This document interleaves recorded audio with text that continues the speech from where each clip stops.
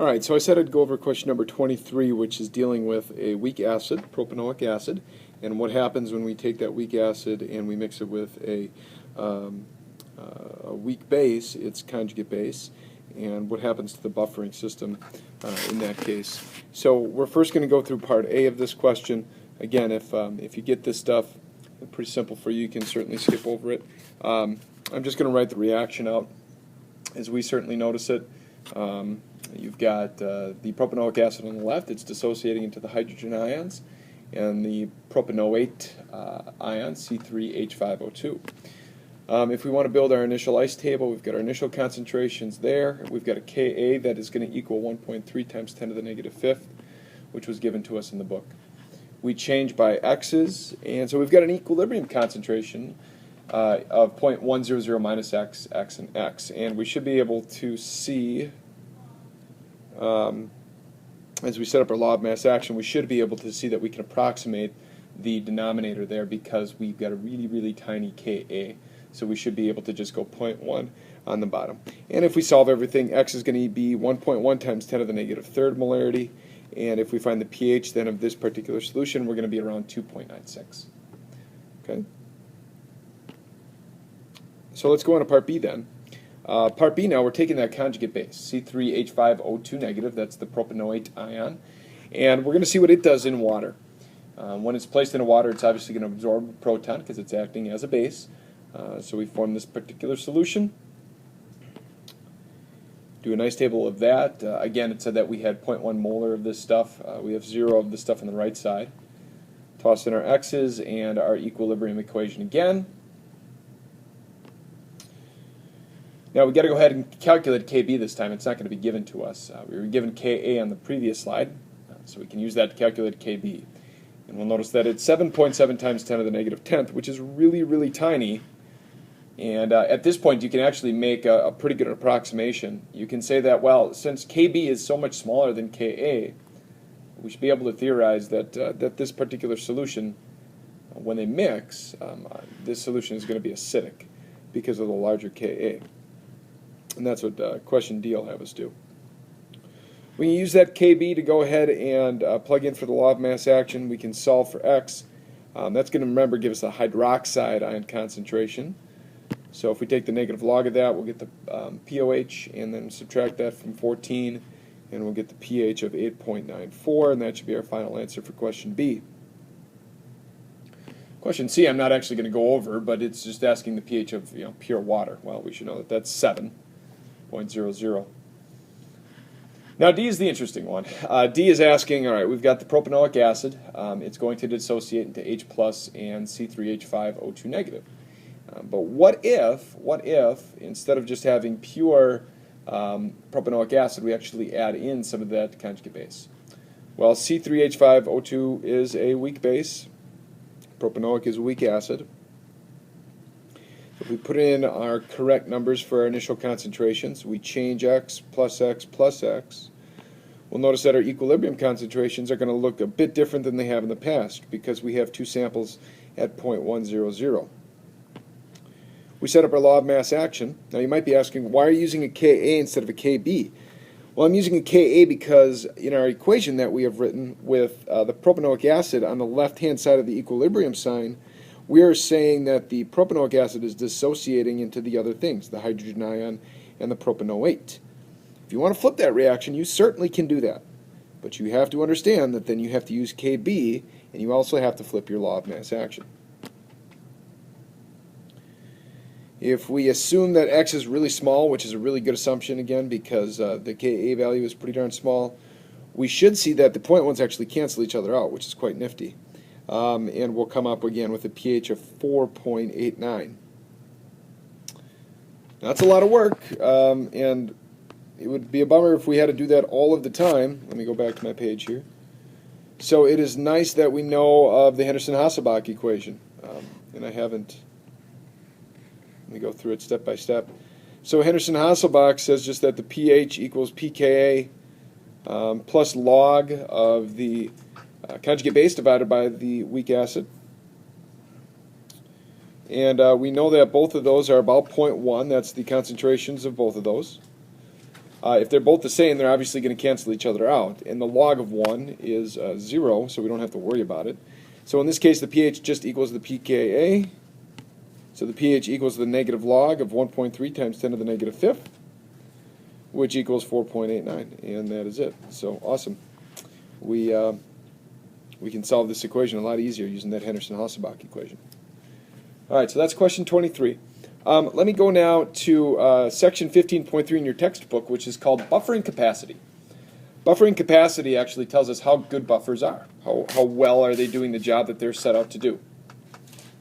And the buffering capacity of a particular buffer is just analyzed by the amount of protons or hydroxide ions the buffer can actually absorb without significantly changing the pH. Obviously, we want buffers that do a really good job of this, that they absorb a lot of hydrogen ions or hydroxide ions without really throwing that pH out of loop. This is determined by the magnitudes of the concentrations of the acid and the conjugate base. A buffer with large capacity usually contains large concentrations of the buffering components. So the more concentrated your weak acid and your conjugate base can be, the better the buffer that particular solution is going to be. Optimal buffering occurs when the weak acid is equal to the conjugate base. We'll see a problem like that in class tomorrow. And the reason is it's because for this condition, the ratio of conjugate base to weak acid is actually more resistance to change when the hydrogen or hydroxide is added to the buffered solution. Again, this resistance to change is what kind of signifies a super buffering solution. So let's do an example problem to show how important buffering capacity is.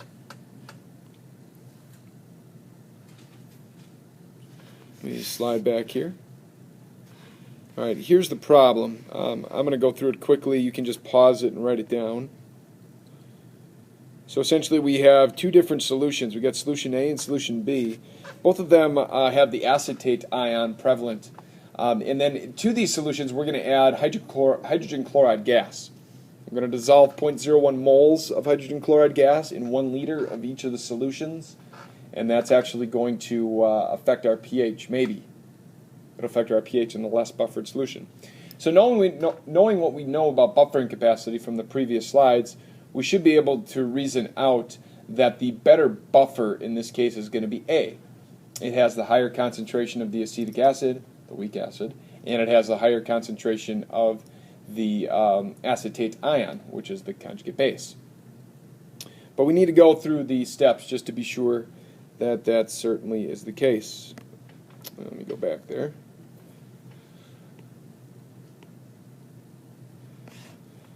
All right, back up to the beginning of this slide. Okay, so let's first calculate the pH prior to the HCl addition. We should be able to do the same thing for A and B since the concentrations of the conjugate acids or conjugate bases and weak acids are the same. So let's just go ahead and use the Henderson-Hasselbalch equation to do that. Again, here is the Henderson-Hasselbalch equation. And we notice that both the numerator and the denominator there are the same in both solutions A and B. So for both solutions A and B, the stuff that I have the orange arrow through is going to go to 1. So that rearranges our equation, and it's just pH equals pKa. This, if we calculate it out, is 4.74. Okay. So that's the first step. We want to know what the pHs of these solutions are going to be. They're not always going to be the same. I mean, I didn't have to give you these exact ratios, but in this case they are. So the first step, we want to see what the pH of just the solutions are going to be. Now we go ahead and we add in that strong acid, and we should think that that's certainly going to alter the pH, probably lower it, right? Well, really good buffering solutions will resist that change in pH, and we want to find out how good those buffering solutions are. So let's take a look at A first. Let's add HCl to solution A. Remember, solution A was the one with the really high, highly concentrated sodium acetate and acetic acid. If we do that, we're obviously going to add in hydrogen ions. The chloride doesn't matter, the sodium doesn't matter. So we're going to add in hydrogen atoms. That hydrogen is going to go seek out the acetate ion. And what happens is that acetate ion is then going to recombine and form the acetic acid molecule. And I don't have an equilibrium sign in there. I've got an arrow pointing strictly to the right.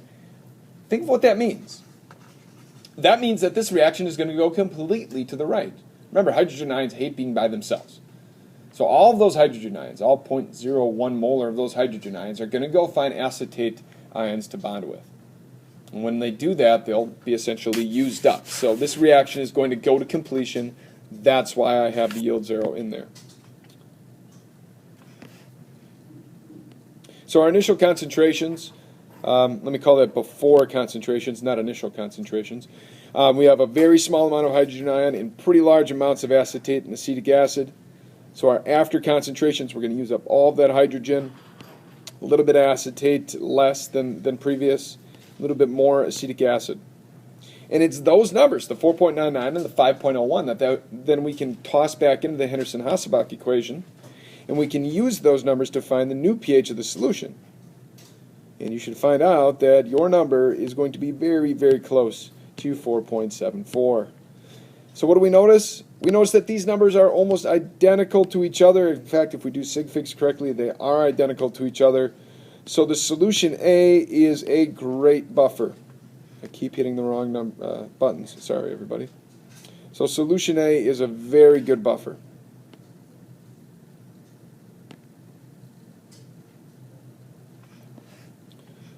All right, let's go to the second solution then, solution B.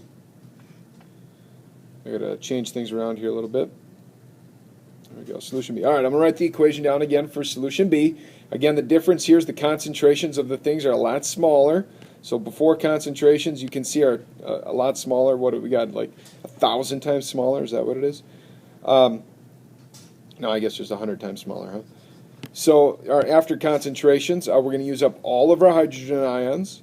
We're going to take away some of the acetate. We're going to add some of the acetic acid. Again, we can go back and use the Henderson-Hasselbalch equation. We can plug in the new acetate ion concentration, 0.040, and 0.060 in the denominator for the new acetic acid ion concentration. And if we do that math, we'll notice that we've got a pH of 4.56. And we want to note that it's that number, 4.56, is a lot less than 4.74. So solution B is not nearly as good of a buffer. It doesn't keep our pH to that 4.74 mark that we really wanted. And the reason is because solution B has a less concentrated weak acid and conjugate base. So there we go. That's buffering capacity and question number 23 in chapter 15, chapter 15.